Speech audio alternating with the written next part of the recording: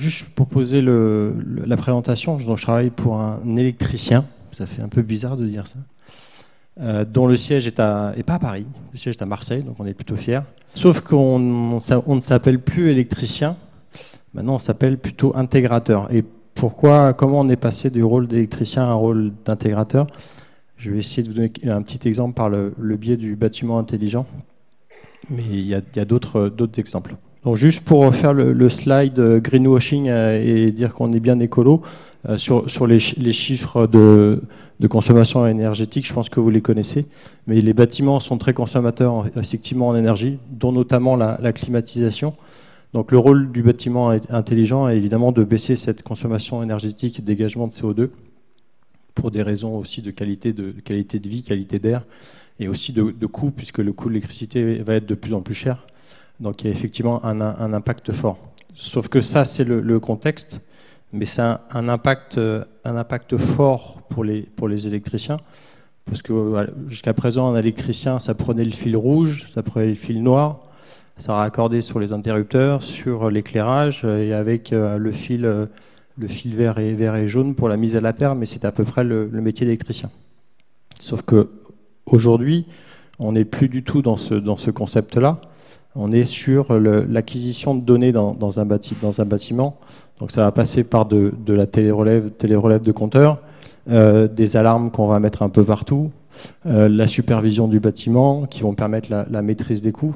Donc là, on voit déjà qu'on s'éloigne quand même de plus en plus du métier d'électricien.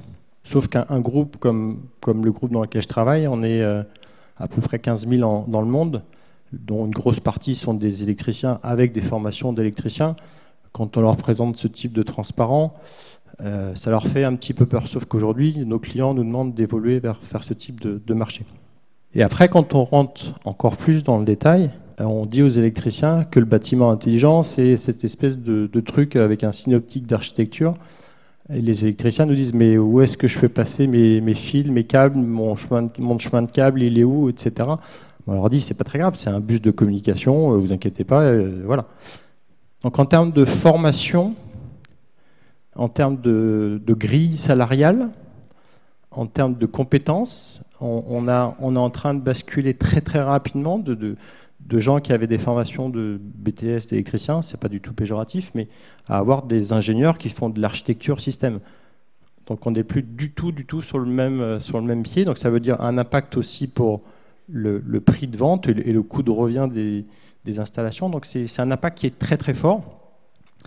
Et ce que vous disiez tout à l'heure sur Monsieur de Manpower, c'est que la plus grosse difficulté que nous avons aujourd'hui, c'est le recrutement des compétences. Et ça devient même catastrophique, puis vu les projets et les enjeux qu'il y a notamment sur la ville de Paris, le Grand Paris, les Jeux Olympiques, etc., etc. Celui qui va être capable de capter le plus de ressources et le plus de compétences possibles aura la croissance la plus rapide. Mais évidemment, aujourd'hui, sur la partie électricité, c'est ce qu'on doit faire. C'est-à-dire que la plupart des équipements aujourd'hui sont connectés sur des protocoles de com. Et je vais juste vous illustrer ça sur un transparent qui est assez simple. Pratiquement tous les équipements dans un bâtiment ont basculé sur le protocole IP. Il y a quelques années, c'était la téléphonie qui a basculé en IP. Tout ce qui est vidéo, image a basculé en IP. Aujourd'hui, grâce à l'alimentation PoE, donc Power over Ethernet, on arrive à alimenter pratiquement tout dans un bâtiment. Aujourd'hui, dans un bâtiment de ce type, ce qu'on appelle un bâtiment tertiaire, l'éclairage va être fait avec des LED alimentés par un switch IP. Voilà. Il n'y aura plus le fil rouge, il n'y aura plus le fil noir. C'est-à-dire que le switch IP qu'on va mettre sous le faux plafond va alimenter l'éclairage public. Vous vous rendez compte le changement pour les électriciens? C'est un changement qui est radical parce qu'on leur dit vous allez devoir mettre une adresse IP pour faire l'éclairage public. Et donc la plupart ne savent pas le faire. Donc on a besoin d'avoir des compétences nouvelles où ils vont pouvoir. Le réseau sera un seul et même réseau dans un bâtiment qui sera le réseau IP et qui va permettre de gérer l'ensemble du bâtiment. Chauffage, clim, la remontée des données, l'éclairage. Et grâce à ça, effectivement, on aura d'autres applications. C'est-à-dire que comme l'éclairage aura une adresse IP, grâce à son smartphone, on va pouvoir changer l'éclairage, le passer en rouge, etc., etc. Au-delà de ça, on va commencer à faire de l'acquisition de données. Donc on dit à nos électriciens, vous allez faire de la maintenance prédictive. Donc pareil, c'est des choses qu'ils n'ont pas l'habitude de faire et qu'ils vont devoir faire à terme. Ou devoir faire l'hypervision du bâtiment. C'est-à-dire qu'à partir d'un seul et même écran, je vais pouvoir piloter complètement mon bâtiment, baisser l'intensité lumineuse, allumer à 4 heures du matin pour que les gens aient le chauffage quand ils arrivent, etc., etc. Donc c'est une rupture qui est une grosse rupture pour notre métier. Je vais juste finir là-dessus parce que là je l'ai illustré sur la partie bâtiment. Sur la partie Smart City, dont on parle beaucoup, c'est à peu près la même chose. C'est-à-dire qu'on a tous nos métiers sont en train de changer à une vitesse qui va très vite. Moi je viens du milieu des télécoms et les télécoms sont été très vite, mais là, je trouve que sur la partie bâtiment et la partie Smart City, ça va excessivement vite. Je ne sais pas si vous connaissez, Philippe tout à l'heure parlait d'une start-up dans la construction bois. Moi, je vous parlais de notre start-up, je ne sais pas si vous connaissez, qui s'appelle Sidewalk Labs, qui a investi dans la Smart City à Toronto, au Canada.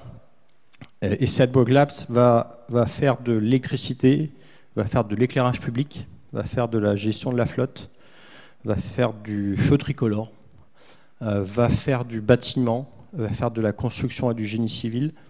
Sauf que quand on regarde qui est l'actionnaire majoritaire, c'est Google. Donc Google ou les autres GAFA sont en train d'investir dans la Smart City et de faire du génie civil, de faire de l'éclairage public, de faire de la distribution de flotte. Donc ils sont en train d'arriver sur nos métiers ou des métiers qu'ils ne connaissaient pas par le biais de la maîtrise des télécoms et des réseaux IP. Donc ça va continuer à s'accélérer et la partie ressources humaines est clé pour nous. Et on a besoin de continuer à avoir des compétences, de former les gens et de les faire évoluer. Merci à tous.